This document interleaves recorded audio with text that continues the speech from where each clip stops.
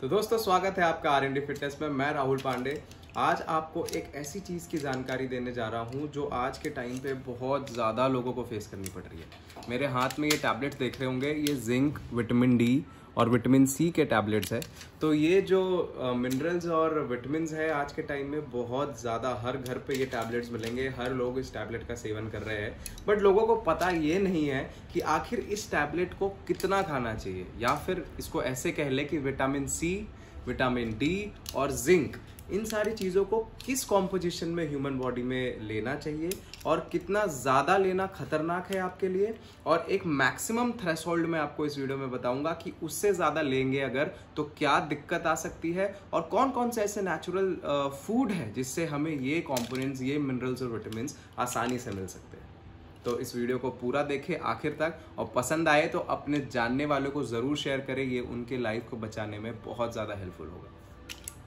तो सबसे पहले मैं आपको बताता हूं कि जिंक का मैक्सिमम अमाउंट कितना होना है और कौन कौन सी चीज़ों से आपको जिंक मिल सकता है, और साथ ही साथ ज़्यादा जिंक खाने से आपको क्या दिक्कत आ सकती है। तो आइए मैं अब आपको बताता हूँ कि जिंक किन किन चीज़ों से आप ले सकते हैं।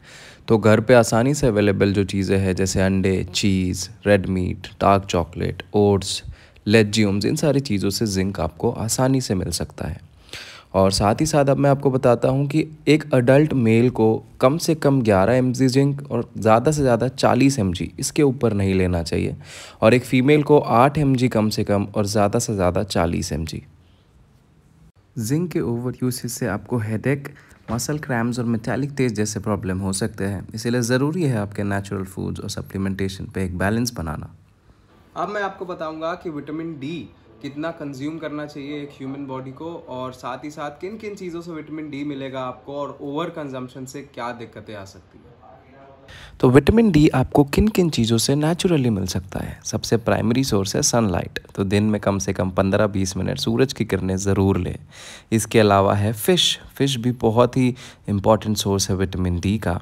और उसके बाद आता है बटर, तो आप बटर से भी विटामिन डी सफिशेंट अमाउंट में ले सकते हैं।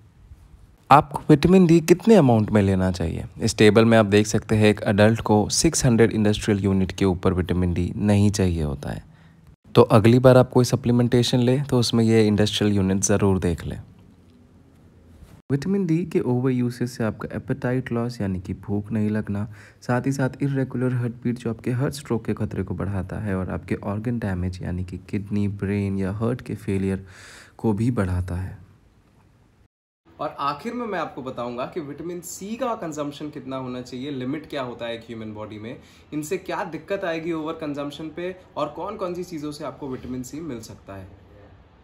तो अब मैं आपको बताऊंगा कि विटामिन सी नेचुरली किन चीज़ों से लिया जा सकता है। जो प्राइमरी सोर्स है विटामिन सी के वो है सिट्रस फ्रूट, जो कि घर पे आसानी से अवेलेबल होते हैं, जैसे लेमन, ग्रेप फ्रूट, ऑरेंजेस। इन चीज़ों से विटामिन सी सफिशेंट अमाउंट में मिल जाता है। इसके अलावा अनियंस जो आप खाते हैं उसमें भी विटामिन सी काफ़ी मात्रा में होता है, और साथ ही साथ जो बेरीज़ होते हैं जैसे स्ट्रॉबेरीज़, ब्लूबेरीज़, इनमें भी विटामिन सी काफ़ी होता है।